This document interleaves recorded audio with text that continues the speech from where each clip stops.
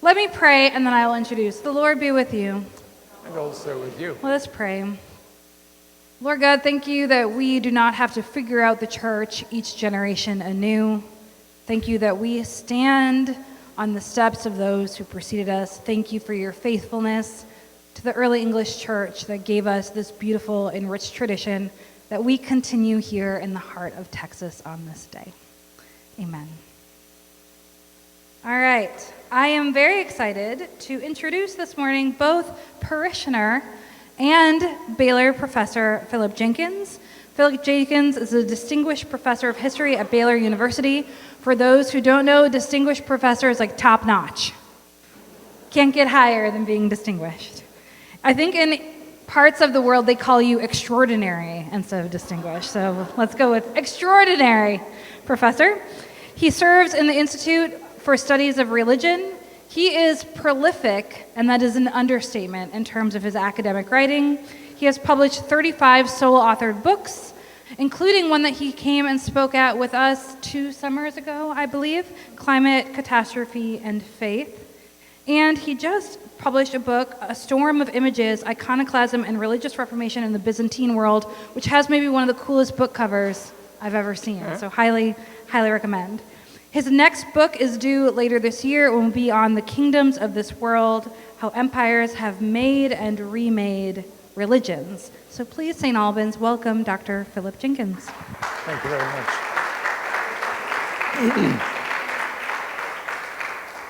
As Rachel kindly notes, I am indeed an extinguished professor at Baylor University. And appropriately, I have my tie, which is a dodo in Baylor colors. Not easy to get. I have a slightly different way of looking at the origins of Christianity and of a church. Okay, think how many stories you've ever read about the rise of a church, which is, well, it starts small and there are missionaries and there's some martyrs, but it grows and becomes ever stronger, and then it becomes this great force.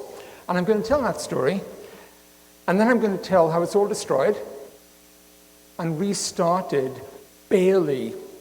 And I'm going to use a theme here, which is, okay, you know, there are places where people will often cite the titles of popular songs from the 1980s. You know, people do that.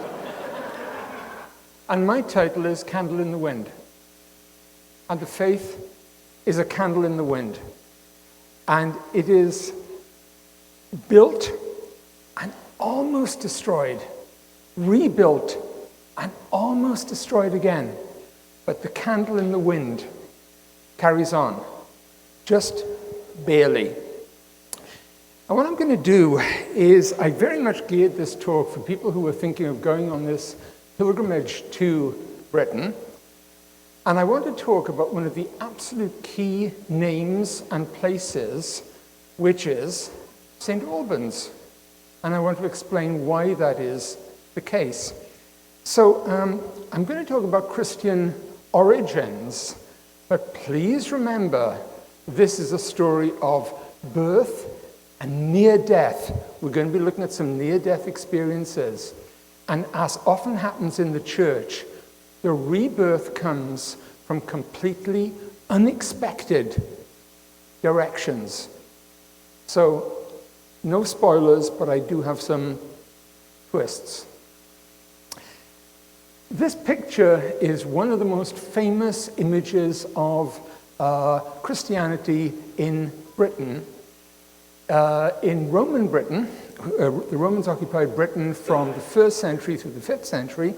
There were some very rich people, and they built these lovely places called villas, and by the 4th century, some of them were Christian, and they built a gorgeous mosaic. This is from a place in Dorset, and we know it's a picture of Christ because behind it, it has the 2 Greek letters, the Chi and the Rho, for Christ, just so there's no doubt as to who this is.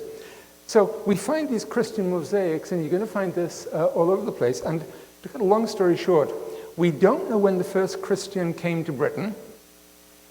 Maybe the 2nd century AD, we don't know.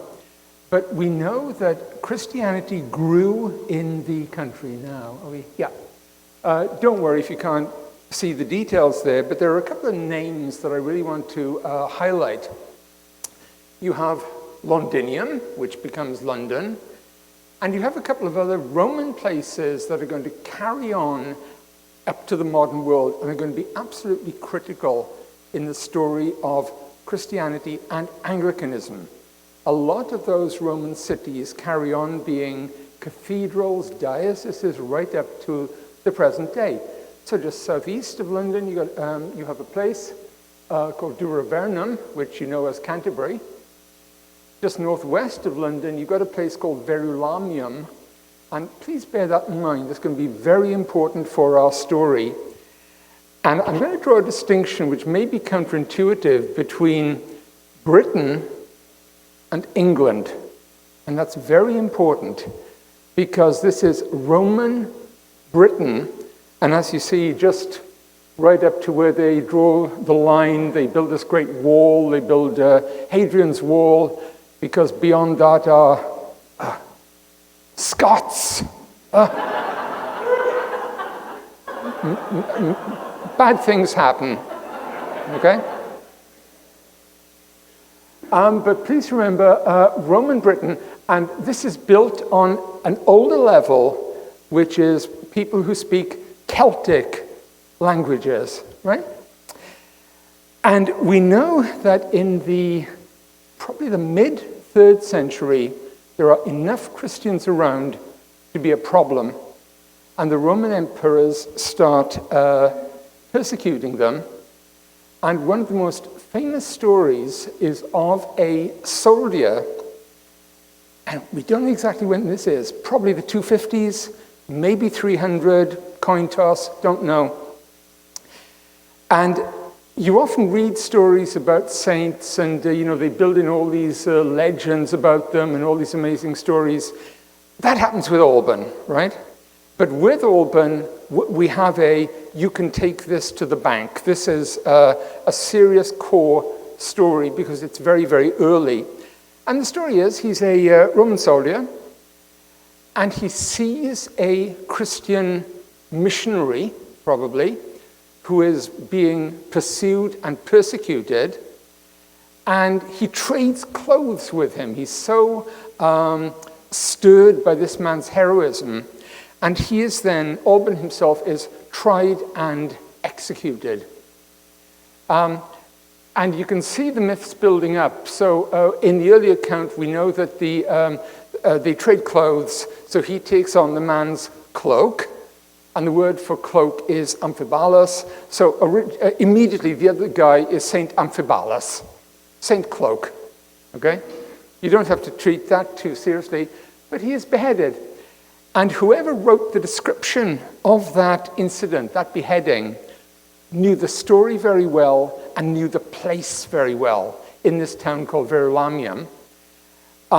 Because it's one of these where it's, now, you make a left here and you cross the river here, and yep, the person who wrote that knew the landscape totally. St. Alban became very, very famous. And there's an interesting, this is a very, very, very early account. Around about the year 540, a man called Gildas wrote this story about the destruction of Britain. And I'll come back to that in a moment. But he knows about St. Alban. Don't worry about the text here. St. Alban, for charity's sake, saved another confessor who was pursued, was on the point of being seized, by hiding him in his house, and then changed clothes for them. You'd also see two other names here. There were various martyrs in early Britain, and we know the names of three. And there was Alban, and there was Julius, and there was Aaron. And federal law required me to include the name Aaron in my title for this talk. I really had no option. We know nothing about these two.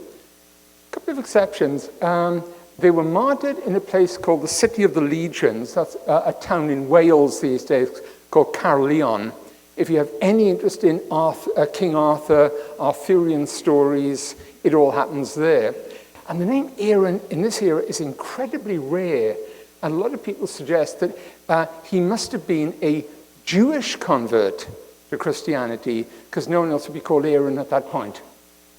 So we don't know much, but we do know that there are martyrs, there is a cult of these martyrs, and as far as we can tell, the story of St. Alban, the following of St. Alban, is a candle in the wind, because we know there's a large group of followers in pagan times, and they keep the memory alive. Then the empire becomes Christian, and they can come out of the closet and be very open worshippers. And then when the Roman Empire is destroyed, when all the Christians have gone, we know there's a group of Christians, we don't know how many, 225, who keep that worship going through the whole Middle Ages. And that's a story for you. And if you look on the map, you won't find Verulamium anymore, but you will find a place called St. Albans, which is the heart of British, note my word here, British Christianity. Okay? So by the 4th, 5th centuries, the Christianity is pretty strong in Britain. We know there are 28 cities, each of which has a diocese. If you have a city like you have what is later going to be called Canterbury or Lincoln or all these places, they will have a bishop. And there are 2 provinces, vital places. There's London and there's York. London in the south, York in the north. There will not be a pop quiz on this one, but just to give you a couple of dates. And all over Britain, we start seeing the land being Christianized. We find the Cairo symbol, the Christ symbol all over the place. We find it in villas, in palaces, in belt buckles, things that people carried around, jewelry. Christ was everywhere. And by 400 or 410, Christianity was absolutely the normal thing. That is the end of the story, and Britain became Christian, and I'm now going home. Gets complicated at that point. In 410, the Romans kind of sent a note to Britain saying, we are really overstretched. We're being attacked by barbarians all over the place. Oh, you've got a lot yourself. Sadly, we're not going to be able to defend you anymore, so you'd better figure it out for yourselves. And over the next 30 years or so, the British, these Christian British peoples, these Romans, try and they gather up armies and they try and defend themselves and they keep things going for a long while. But in the 440s, what's that magic phrase? Things go to hell. We know there are a lot of English, Anglo-Saxon mercenaries and soldiers serving for the Roman Empire, right? There are a lot of Irish soldiers who are serving for the Roman Empire, very kind of multinational forces. So if you look at the Roman army in 420 in Britain, then it has this amount of Anglo-Saxons, this amount of Irish, very, very mixed. And in the year 442, we know very little of what happened in that century, but the barbarians, those mercenary soldiers, all rebel. And they bring down British Christian civilization almost, probably within a decade, and it's a catastrophe. Probably all the great cathedrals are burnt, destroyed. And, you know, we know so little. There's no one left to write. They lose the ability to write for a long time. This is the Dark Ages. And you look at some of these places. Lincoln, great Roman center. What happened to the last bishop of Lincoln? Don't know, probably died in a ditch. We don't know. There's nobody left to tell the story. Oh, there's only one person in 5th century Britain who we have one written word from. And it's somebody you know, but you know in a very different way from what he was.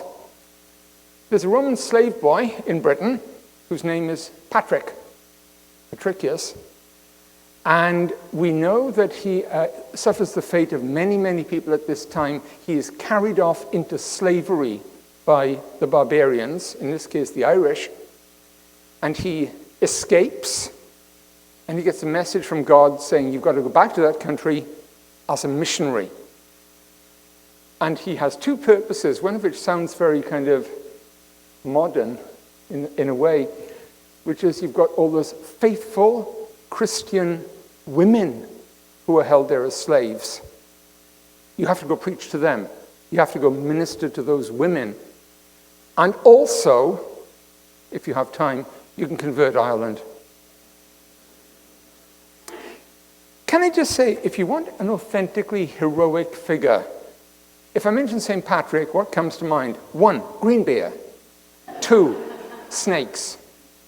3, this is the story you should know. There's a British king, Christian, Roman, British king, who around the year 460 launches his own raid against Ireland and carries off many slaves, including Christians.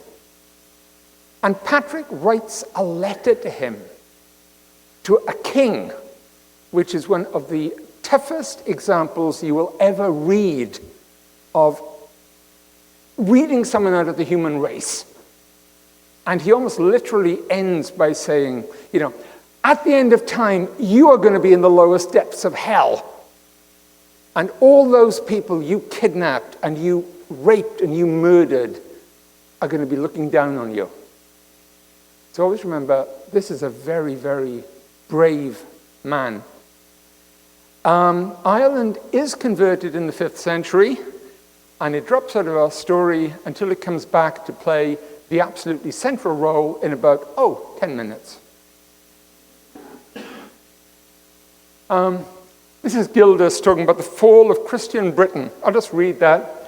All the major towns were laid low by the repeated battering of enemy rams, that is, the weapons of the Anglo-Saxons, laid low to all the inhabitants, church leaders, priests and people alike. The swords glinted all around, the flames crackled. In the middle of the squares, the foundation stones of high walls and towers that had been torn from their lofty base, holy altars, fragments of corpses, and on and on and on. That was the end of Christian Britain. Christianity was doomed, destroyed. And there's a lot of debate about what happens to the British Roman people. A lot of them die. There were people who think that those British were almost literally exterminated. And what probably happened was no clever barbarian is going to exterminate people if you can enslave them. So the idea is the British survive, the Christians survive, under what you might call an apartheid system. They're the extreme lower class, they're the serfs. And as I say, a lot of debate, but one very good suggestion for that is we come from the English linguistic tradition. What language are we speaking now? We're speaking a purely Germanic language with, I think it's 5 Celtic loanwords in the whole language. Okay? The old language dies. It is impossible to imagine all those British Christians surviving around the place and keeping their mouth shut for 500 years. Okay? We speak English. Now, it's going to be affected later by other languages, but the old language dies.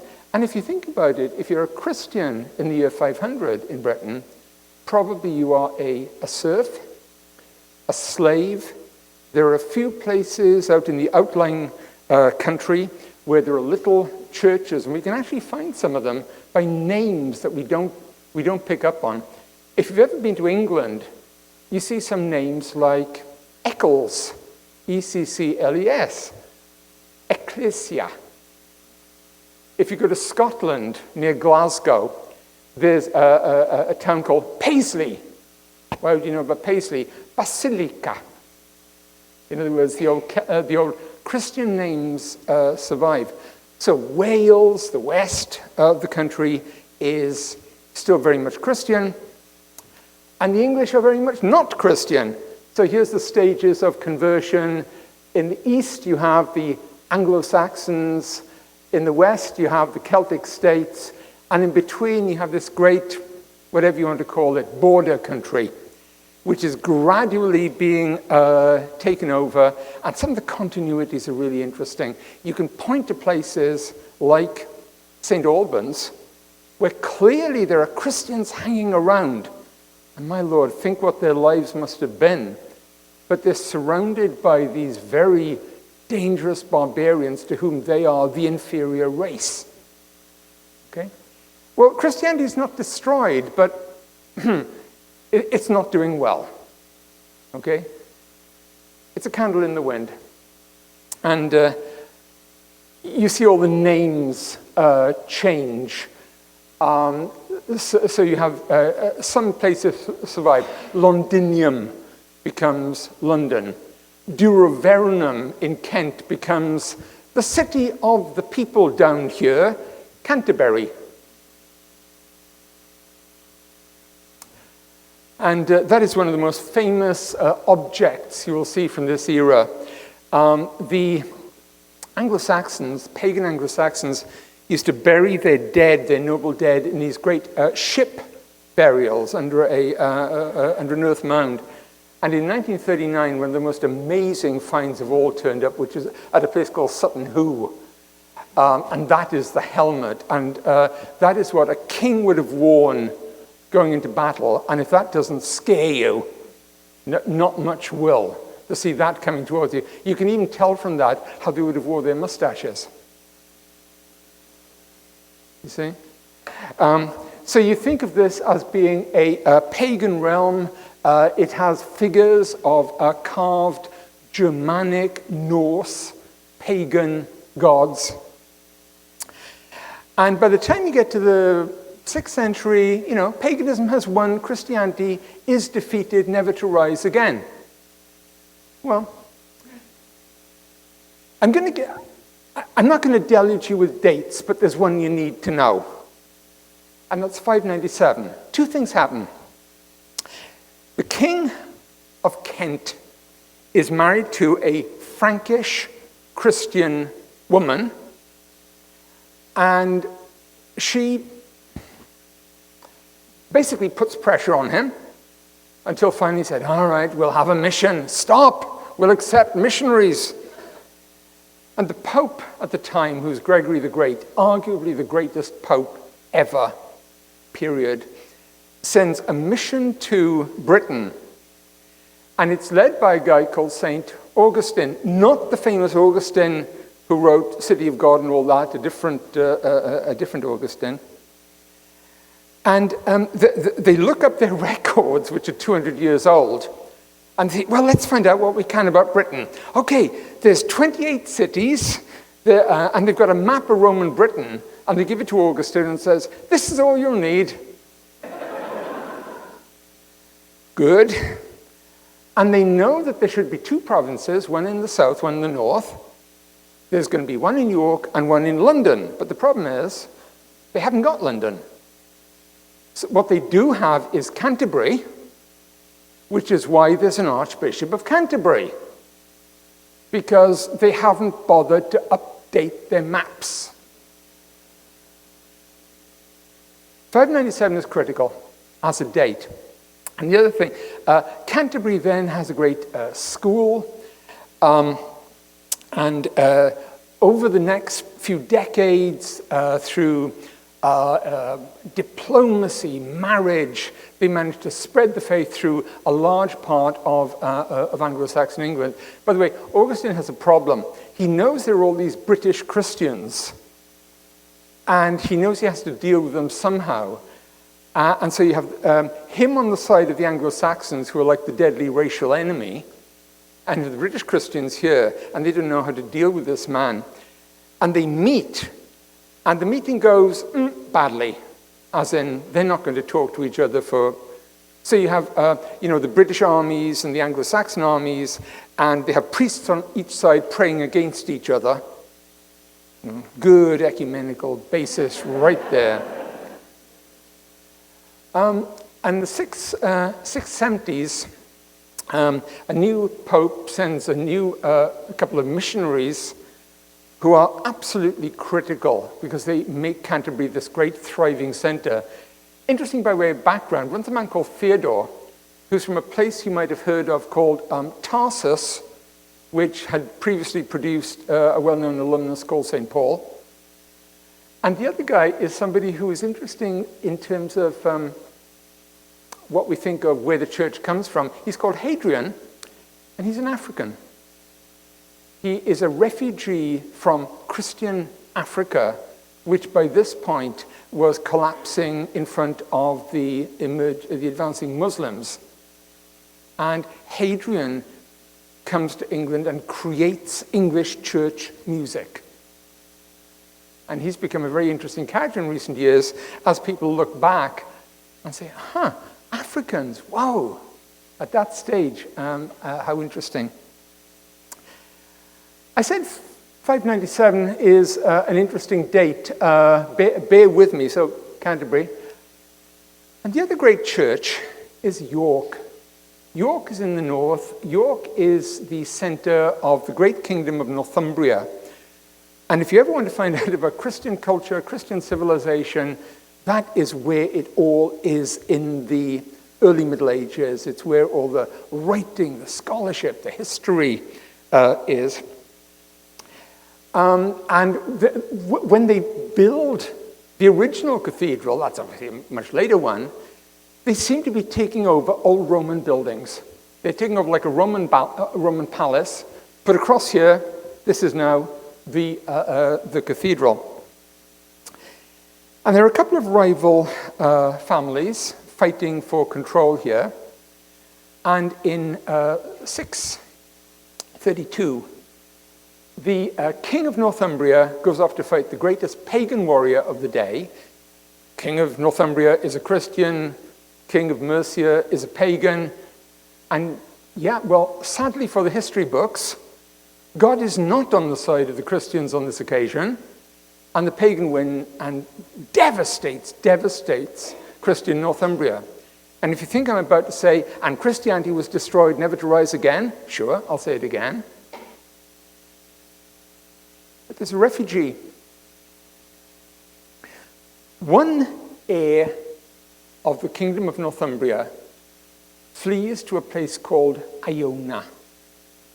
Iona is a little island off the coast of Scotland, wherein, altogether now, 597, the great missionary St. Columcille, arrives and sets up a church which is the intellectual heartland of Western Europe for about 200 years on this little island that's about as big as this room. And this king, called Oswald, when he goes back to Northumbria, he kills the pagan king, he brings back Christianity, but he also does it in a totally Irish form. So Christianity is restored. You know that candle in the wind I told you about? It goes over to Ireland, comes back to Iona, and it comes back to... And those Irish missionaries set up a place which is sometimes called Holy Island. The traditional name is Lindisfarne. Now, you may not believe that Holy Island is the most beautiful place in the world, but you would be wrong. And these Irish monks, and you may say, what do they matter?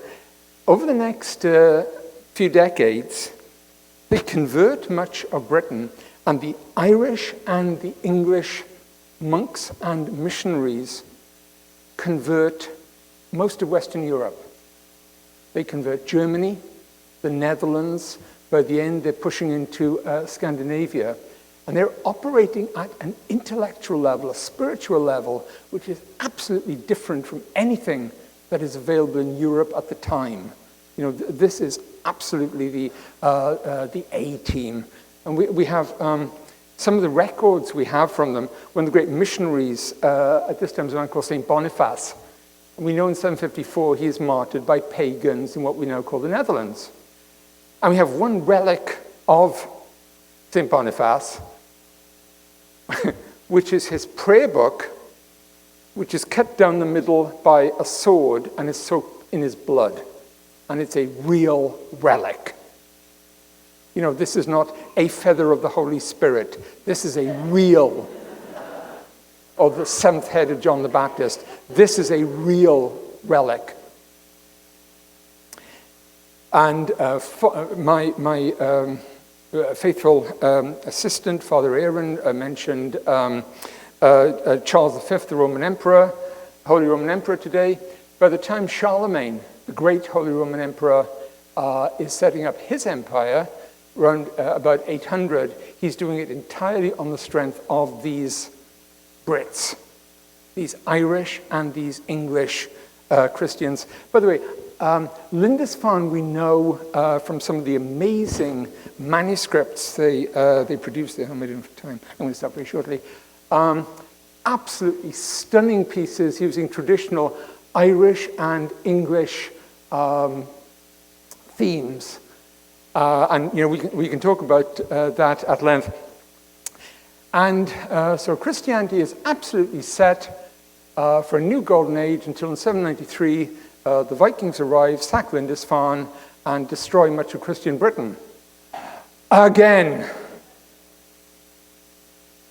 So, I'm not going to go through this, story of rise and fall endlessly, but the point I'm trying to make is, I use this candle in the wind thing very seriously.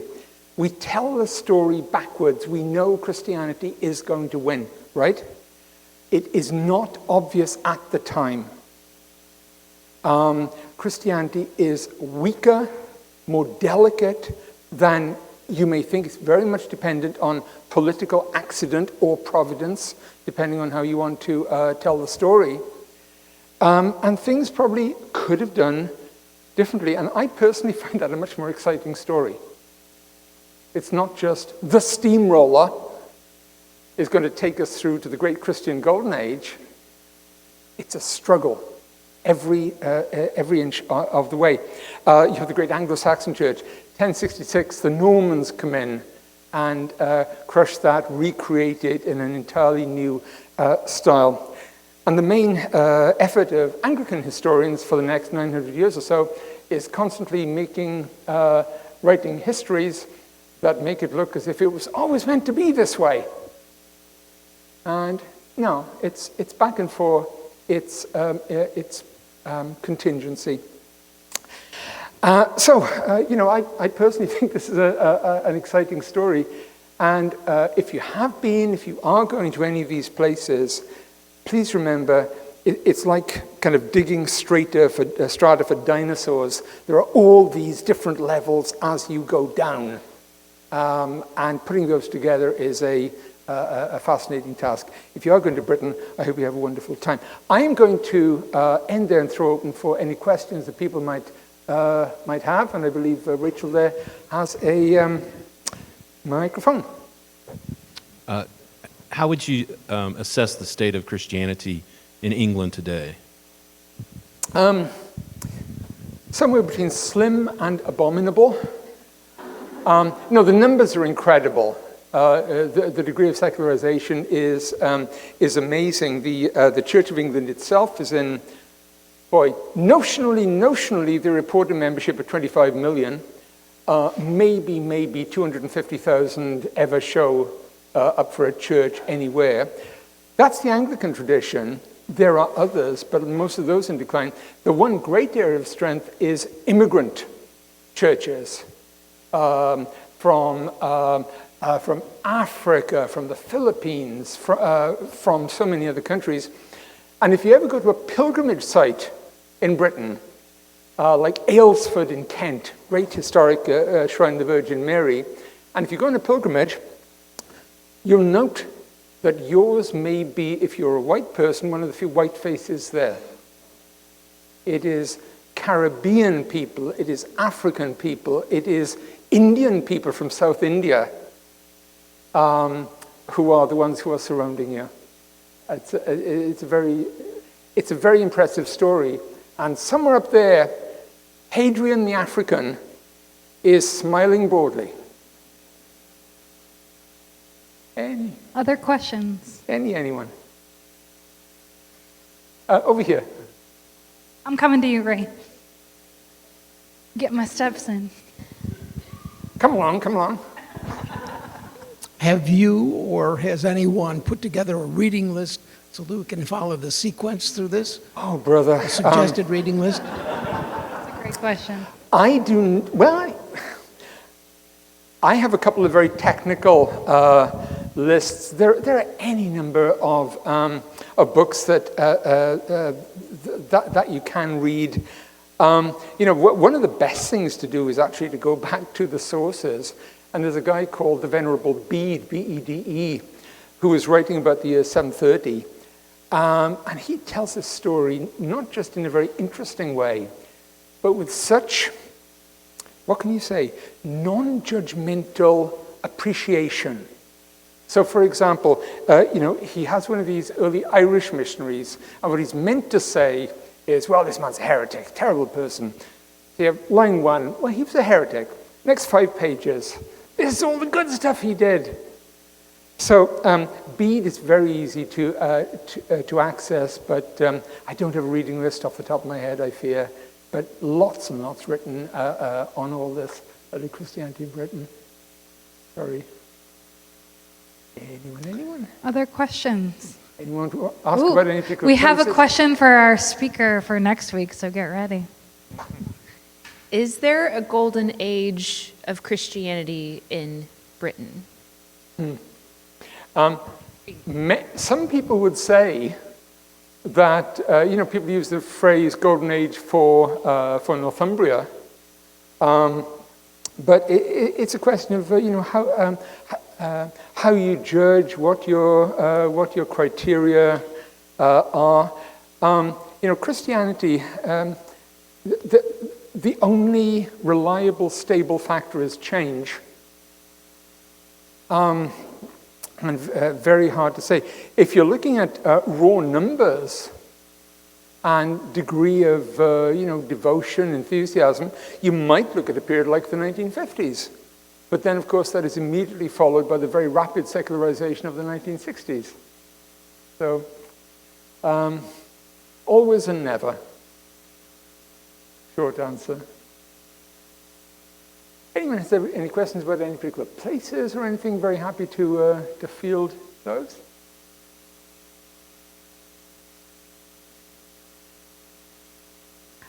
When I did the title for this, you didn't think I was going to get Alban and Aaron into one title, but I did.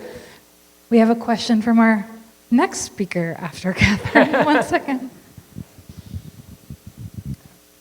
I was wondering if you could tell the story of what the Bible would have looked like in this time period. So you have Lindisfarne Gospels there, but... Yeah, by the way, those pages are the openings of the Gospels, so that's Liber Generatio Sicerat, the book of the generations of Christ. Several things about the Bible. Firstly, it would have been a much bigger Bible than you would think of right now, because it would have included a lot of books that we think of as being what's called the Deuterocanon, Book of Wisdom, and some of those. Very few people in their lives, even many scholars, would not see a whole Bible. They'd be seeing individual books. And don't forget, they had absolutely no way of knowing. If somebody said, here's a book of the Bible. Oh, yeah, I don't know this one. What exactly its status in canon would be. Now, when you get to Ireland, they're certainly using Gospels that no one's ever heard of before or since, and they're reading them in church.